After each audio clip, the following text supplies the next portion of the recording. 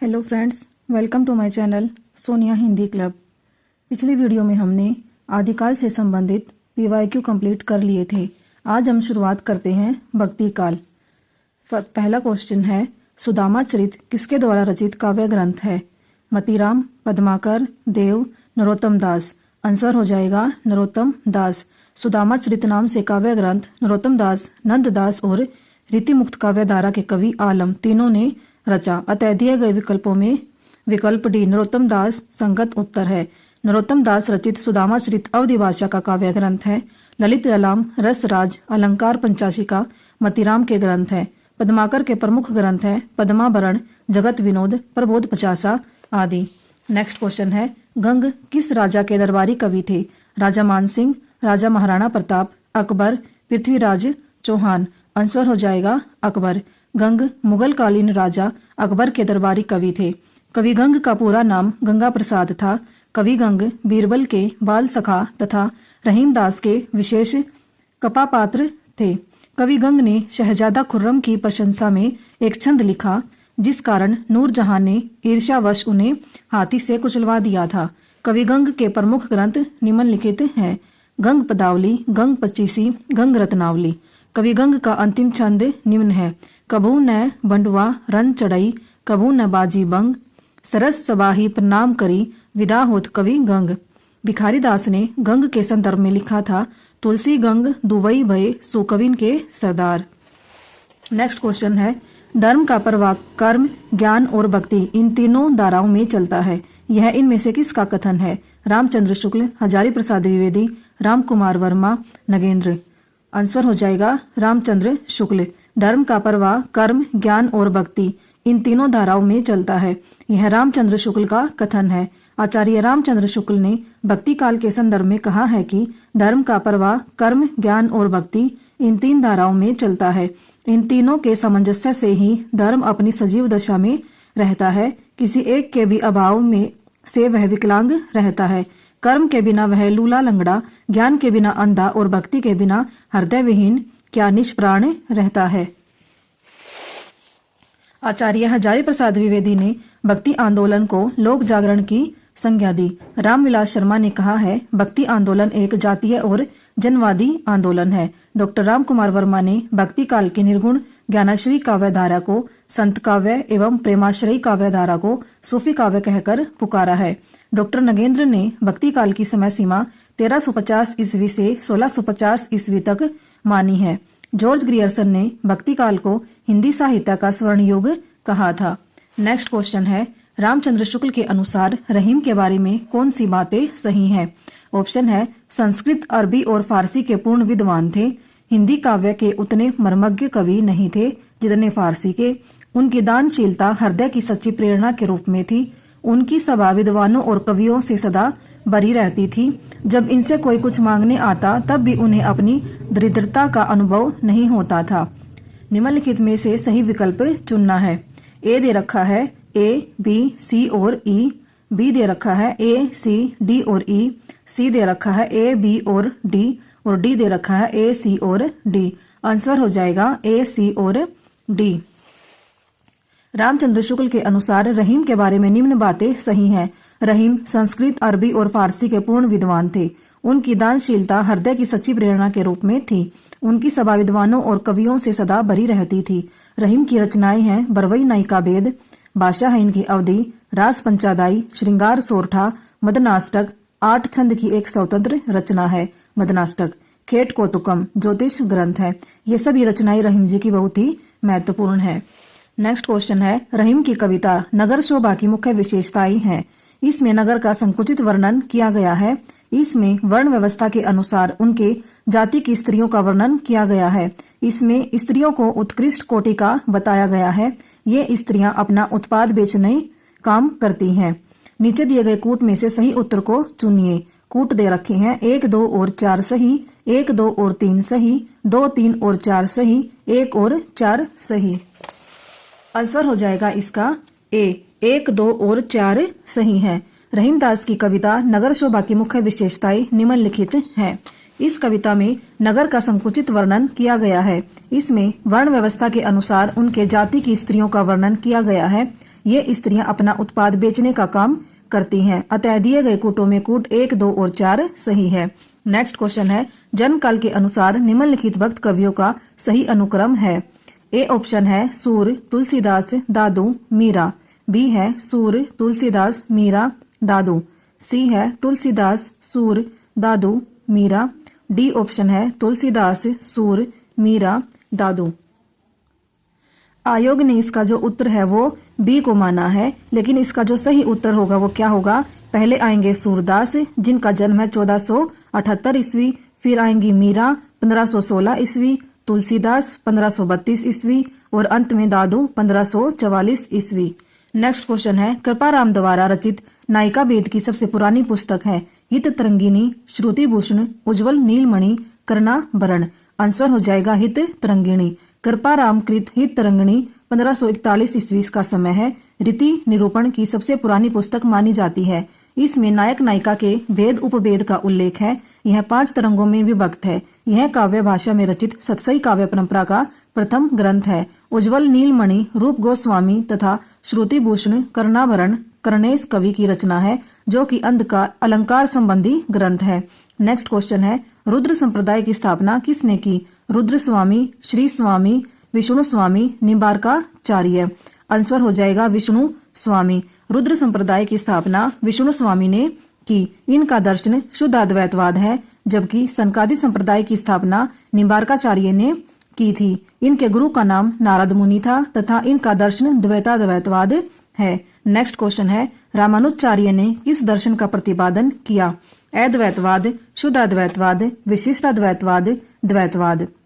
Answer हो जाएगा विशिष्टाद्वैतवाद। वैष्णव भक्ति के आदि आचार्य रामानुजाचार्य माने जाते हैं। रामानुजाचार्य को शेष या लक्ष्मण का अवतार माना जाता है। भक्तिकालीन प्रमुख दर्शन एवं उनके प्रवर्तक। दर्शन है विशिष्टाद्वैतवाद, संप्रदाय है श्री, प्रवर्तक है रामानुजाचार्य। आगे अद्वैतवाद, संप्रदाय है स्मार्त और प्रवर्तक है शंकराचार्य। शुद्ध अद्वैतवाद, संप्रदाय है रुद्र, प्रवर्तक है विष्णु स्वामी। आगे द्वैतवाद, संप्रदाय है ब्रह्मा, प्रवर्तक है मध्वाचार्य। नेक्स्ट क्वेश्चन है, निम्बार्काचार्य का संबंध किस दर्शन से है? विशिष्टाद्वैत, द्वैतवाद, द्वैताद्वैत, शुद्धाद्वैत। आंसर हो जाएगा द्वैताद्वैत। निम्बार्काचार्य का संबंध द्वैताद्वैतवाद दर्शन से है। निम्बार्काचार्य ने निम्बार्क संप्रदाय की स्थापना की। विशिष्टाद्वैत दर्शन रामानुजाचार्य के श्री संप्रदाय से संबंधित। द्वैतवाद मध्वाचार्य के ब्रह्म संप्रदाय से और शुद्धाद्वैतवाद दर्शन वल्लभाचार्य के रुद्र संप्रदाय से संबंधित है। नेक्स्ट क्वेश्चन है, आकाश धर्मा गुरु कहा जाता है? शंकराचार्य को, रामानंद को, रामानुजाचार्य को, वल्लभाचार्य को। आंसर हो जाएगा रामानंद को। रामानंद को हजारी प्रसाद द्विवेदी ने आकाश धर्मा गुरु कहा है। हिंदी में रामानंद राम काव्य के पुरस्कर्ता कवि माने जाते हैं।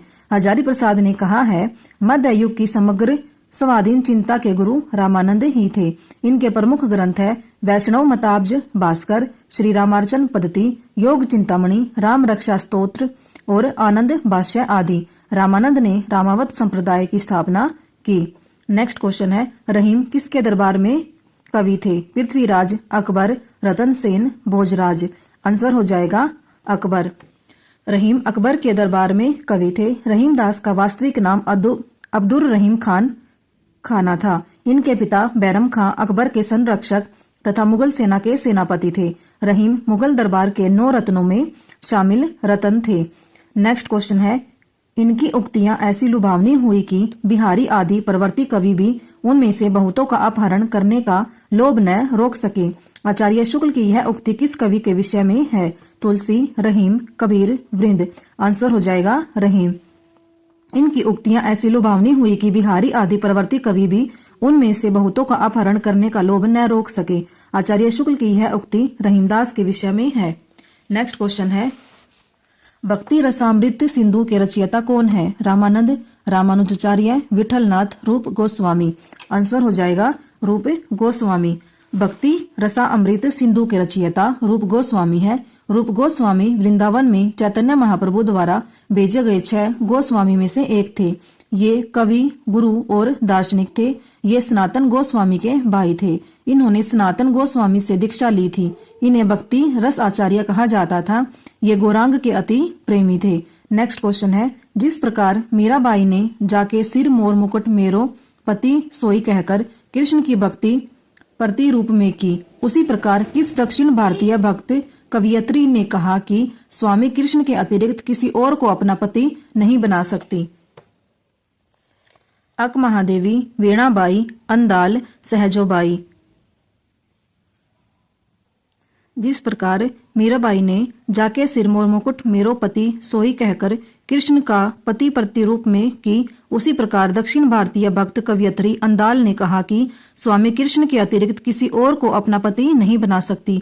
यही कारण है कि अंदाल दक्षिण भारत की मीरा भी कही जाती है। नेक्स्ट क्वेश्चन है, निम्न में विष्णु संप्रदाय को किस संज्ञा से अभिहित किया जाता है? रुद्र संप्रदाय, चैतन्य संप्रदाय, सखी संप्रदाय, पुष्टि संप्रदाय। आंसर हो जाएगा रुद्र संप्रदाय। विष्णु संप्रदाय को रुद्र संप्रदाय की संज्ञा से भी अभिहित किया जाता है।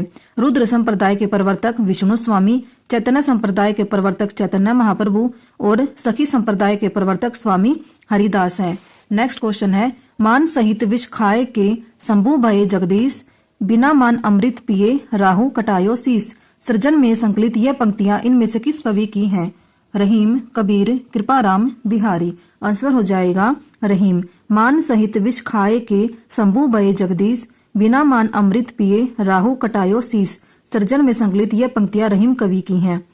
आगे कुछ पंक्तियां दे रखी हैं। दशरथ सूत तिहु लोक बखाना, राम नाम का मरम है आना। कबीर की हैं। नहीं पराग नहीं मधुर मधु, नहीं विकास एहि काल, अली कली ही सो बंध्यो आगे कौन हवाल। बिहारी जी की हैं। नेक्स्ट क्वेश्चन है, तुलसी के वचनों के समान रहीम के वचन भी हिंदी भाषी भूभाग में सर्वसाधारण के मुंह पर रहते हैं। यह किसका कथन है? नगेंद्र, नंद दुलारे, वाजपेयी, रामचंद्र शुक्ल, बच्चन सिंह। आंसर हो जाएगा रामचंद्र शुक्ल। तुलसी के वचनों के समान रहीम के वचन भी हिंदी भाषी भूभाग में सर्वसाधारण के मुंह पर रहते हैं। यह कथन रामचंद्र शुक्ल का है। नेक्स्ट क्वेश्चन है, मदनाष्टक के रचयिता का नाम क्या है? केशवदास, रसखान, रहीम, नरोत्तम दास। आंसर हो जाएगा रहीम। दिए गए रचनाकारों में मदनाष्टक के रचयिता रहीम दास जी हैं। इनकी अन्य प्रसिद्ध रचनाएं हैं रहीम दोहावली, बरवई नायिका भेद, रास पंचाधाई, नगर शोभा। नरोत्तम दास की रचनाएं हैं सुदामा चरित, ध्रुव चरित, नाम कीर्तन, विचारमाला। इनकी सुदामा चरित ही सर्व प्रसिद्ध है। केशवदास प्रमुख रीतिकालीन आचार्य हैं, परंतु इन्होंने रामाश्री काव्य ग्रंथों की भी रचना की है। इनकी प्रमुख रचनाएं हैं रसिक प्रिया, रामचंद्रिका, कवि प्रिया, रतन बावनी, वीर सिंह देव चरित, विज्ञान गीता, जहांगीर जस चंद्रिका, नक्शिक छंदमाल। रसखान का मूल नाम सैयद इब्राहिम था। भारतेंदु हरिश्चंद्र ने इनके संबंध में कहा है, इन मुसलमान हरिजनन पर कोटिक हिंदुअन वारिये। इनकी प्रसिद्ध रचनाएं हैं सुजान रसखान, प्रेम वाटिका, दान लीला, अष्टयाम आदि। नेक्स्ट क्वेश्चन है, कवित कहियो दोहा कहियो, तुलऊ न छप्पै छंद, बिरचयो यही बिचारी कई, यह बखई रस कंद। यह काव्य पंक्तियां किसकी हैं? तुलसीदास, रहीम, त्रिलोचन शास्त्री, भारतेंदु हरिश्चंद्र। आंसर हो जाएगा रहीम। दी गई काव्य पंक्तियां कवित कहियो दोहा कहियो, तुलऊ न छप्पै छंद, बिरचो यही बिचारी कई, यह बखई रस कंद। यह पंक्ति रहीमदास कृति बरवई नायिका भेद से ली गई है। शेष विकल्प जो है असंगत है। नेक्स्ट क्वेश्चन है, रहीमकृत मदनाष्टक की भाषा है खड़ी बोली, अवधी, ब्रज, राजस्थानी। आंसर हो जाएगा खड़ी बोली। मुगल शासक अकबर के दरबारी नवरत्नों में से एक कवि अब्दुल रहीम खाने खाना ने अवधी, ब्रज एवं खड़ी बोली तीनों में रचनाएं की। मदनाष्टक रहीम की खड़ी बोली में रचित काव्य ग्रंथ है। इसके अतिरिक्त रहीम ने अवधी भाषा में बरवई नायिका भेद तथा ब्रज भाषा में रहीम दोहावली या रहीम सतसई की रचना की। नेक्स्ट क्वेश्चन है, खेट को तुकम किसकी रचना है? रहीम, रसखान, कवि गंग, दादू दयाल। आंसर हो जाएगा रहीम। खेट को तुकम रहीम की रचना है। इनकी अन्य रचनाएं हैं नगर शोभा, बरवई नायिका भेद, रहीम दोहावली या सतसई, श्रृंगार सोरठा, मदनाष्टक, रास पंचाधाई आदि हैं। रहीम का ब्रज एवं अवधी भाषा पर समान अधिकार था। इन्होंने मुख्यतया मुक्तक शैली अपनाई है। ये हिंदी साहित्य में नीतिकार के रूप में प्रसिद्ध हैं। बरवई नायिका भेद, नगर शोभा रहीम के नीति संबंधी ग्रंथ है। बरवई नायिका भेद अवधी भाषा में लिखा गया प्रथम रीति निरूपण संबंधी ग्रंथ है। रहीम ने अपने काव्य में ब्रज, अवधी, खड़ी बोली तीनों का प्रयोग किया है। उनके ग्रंथ मदनाष्टक की भाषा खड़ी बोली हिंदी है एवं दोहे ब्रज भाषा में है। नेक्स्ट क्वेश्चन है, उत्तर भारत में भक्ति का प्रसार करने का श्रेय किसे प्राप्त है? शंकराचार्य, रामानुजाचार्य, रामानंद, मध्वाचार्य। आंसर हो जाएगा रामानंद। उत्तर भारत में रामानंद ने भक्ति आंदोलन का प्रचार प्रसार किया। राघवानंद ने उत्तर भारत में राम भक्ति का प्रवर्तन किया, परंतु इसे प्रतिष्ठित और प्रसारित रामानंद ने किया। रामानंद को आकाश धर्मा गुरु आचार्य हजारी प्रसाद द्विवेदी ने कहा है। नेक्स्ट क्वेश्चन है, रचना और रचनाकार की दृष्टि से इनमें से कौन सा विकल्प गलत है? वेली, कृष्ण, रुक्मणी, री, ध्यान मंजरी, बरवई नायिका, भेद, भक्तमाल।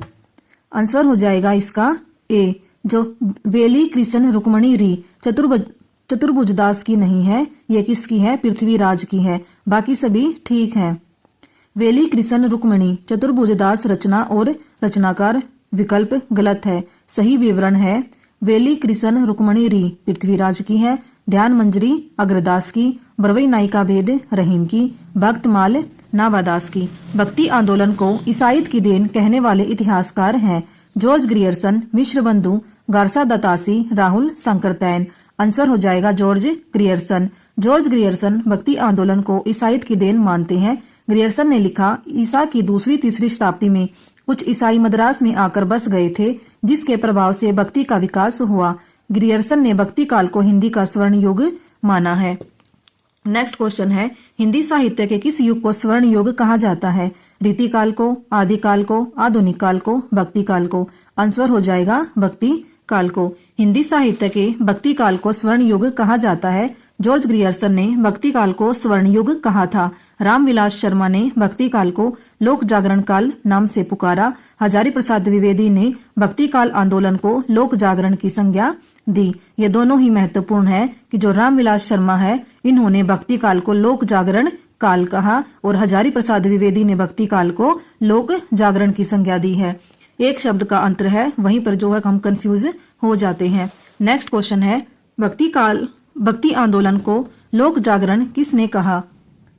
नगेंद्र, राहुल सांकरतैन, रामविलास शर्मा, हजारी प्रसाद द्विवेदी। आंसर हो जाएगा हजारी प्रसाद द्विवेदी। हजारी प्रसाद द्विवेदी ने भक्ति आंदोलन को लोक जागरण कहा है। आचार्य हजारी प्रसाद द्विवेदी ने भक्ति आंदोलन के उदय के संदर्भ में कहा है, लेकिन जोर देकर कहना चाहता हूँ कि अगर इस्लाम नहीं आया होता तो भी इस साहित्य का 12 आना वैसा ही होता जैसा आज है। ये पंक्तियां किसने कही है? हजारी प्रसाद द्विवेदी ने। इसको आप ऐसे भी याद रख सकते हैं कि जिसके पास 1000 रुपए होंगे वही किसी भी चीज पर 12 आना खर्च कर सकता है। इससे आपको ये आसानी हो सकती है। नेक्स्ट क्वेश्चन है, भक्ति काल को बौद्ध धर्म की देन किसने कहा? Hazari Prasad Dwivedi, George Grierson, Dhirendra Sharma, Ramchandra Shukla. Answer हो जाएगा हजारी प्रसाद द्विवेदी। भक्ति काल को बौद्ध धर्म की देन हजारी प्रसाद द्विवेदी ने कहा। ग्रियर्सन ने भक्ति के उदय को ईसाई धर्म की देन माना है और आचार्य रामचंद्र शुक्ल ने भक्ति काल का उदय प्राजित मनोवृत्ति या इस्लामिक आक्रमण की देन मानते हैं। नेक्स्ट क्वेश्चन है, अपने पौरुष से हताश जाति के लिए भगवान की शक्ति और करुणा की ओर ध्यान ले जाने के अतिरिक्त दूसरा मार्ग ही क्या था? यह किसका कथन है? रामचंद्र शुक्ल, विद्यानिवास मिश्र, हजारी प्रसाद द्विवेदी, नामवर सिंह। आंसर हो जाएगा रामचंद्र शुक्ल। अपने पौरुष से हताश जाति के लिए भगवान की शक्ति और करुणा की ओर ध्यान ले जाने के अतिरिक्त दूसरा मार्ग ही क्या था? भक्ति काल के संबंध में यह कथन आचार्य रामचंद्र शुक्ल का है। हजारी प्रसाद द्विवेदी ने इस संबंध में कहा है, लेकिन जोर देकर कहना चाहता हूँ कि अगर इस्लाम नहीं आया होता तो भी इस साहित्य का 12 आना वैसा ही होता जैसा आज है। नेक्स्ट क्वेश्चन है, निम्नलिखित में से कौन सा काव्य भक्ति काल का नहीं है? संत काव्य, राम भक्ति काव्य, छायावादी काव्य, सूफी काव्य। आंसर हो जाएगा छायावादी काव्य। छायावादी काव्य भक्ति काल का नहीं है। भक्ति काल को आचार्य रामचंद्र शुक्ल ने इस प्रकार विभाजित किया है। भक्ति काल को 2 भक्ति में विभाजित किया है, निर्गुण भक्ति और सगुण भक्ति। फिर निर्गुण भक्ति को ज्ञानाश्रयी शाखा और प्रेमाश्रयी शाखा में विभाजित किया है। सगुण भक्ति को राम भक्ति शाखा और कृष्ण भक्ति शाखा में विभाजित किया है। यहाँ पर हमारे भक्ति काल से संबंधित 30 PYQ जो है कंप्लीट होते हैं। उम्मीद करती हूँ आपके लिए यह वीडियो हेल्पफुल होगी। Thank you.